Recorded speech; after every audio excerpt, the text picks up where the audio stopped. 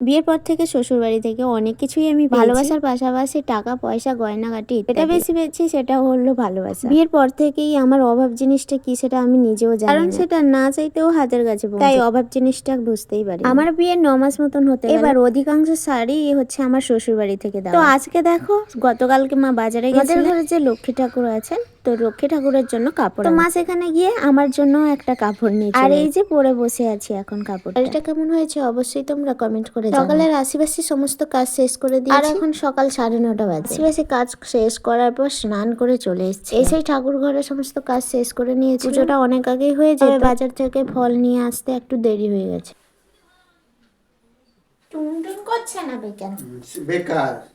অনেকবার বলার পর বরমশাই এসেছিলেন আমার সঙ্গে ফটো, তারপর ফটোর জায়গায় ভিডিও শুট হয়ে গেছে, তাই রেগে গেছেন। আজ বাজার থেকে এসেছে ভোলা, তাই ভাবলাম ভোলা মাছের আজকে সর্ষে বাটা। মাছ আসার পর শাশুড়ি মা কেটে নিয়ে চলে এসেছে। নুন হলুদ মাখিয়ে রেখেছিলাম। কড়াইটা গরম করে তেল দিয়ে ওতে মাছগুলো দিয়ে দিলাম। বাজার থেকে তবে শুধু মাছ আসেনি, আরো অনেক কিছুই এসেছে, যেমন এক রকমের শাক, বাঁধাকপি, ফুলকপি, তার সঙ্গে বেগুন, হচ্ছে কলা আর শসা, এর সঙ্গে এসেছিল টমেটো। আর এদিকে দেখো আমার মাছ ভাজা হয়ে গেছে। মাছ ভাজা হয়ে যেতে ওর মধ্যে বাটা মশলাগুলো দিয়ে পেঁয়াজ আর সরষে বাটা দিয়ে কিছুক্ষণ নাড়াচাড়া করার পর মধ্যে দিয়ে দিলাম গুঁড়ো লঙ্কা আর গুঁড়ো হলুদ। তারপর কিছুক্ষণ নাড়াচাড়া করছিলাম যতক্ষণ না তেল বেরিয়ে এসেছিল। তারপর অল্প পরিমাণে জল দিয়ে ঢাকনা দিয়ে দিয়েছি। আর এখন দেখো আমার রান্না কমপ্লিট, সুন্দর একটা গন্ধ বেরিয়েছে। টাটা আজকের মতন।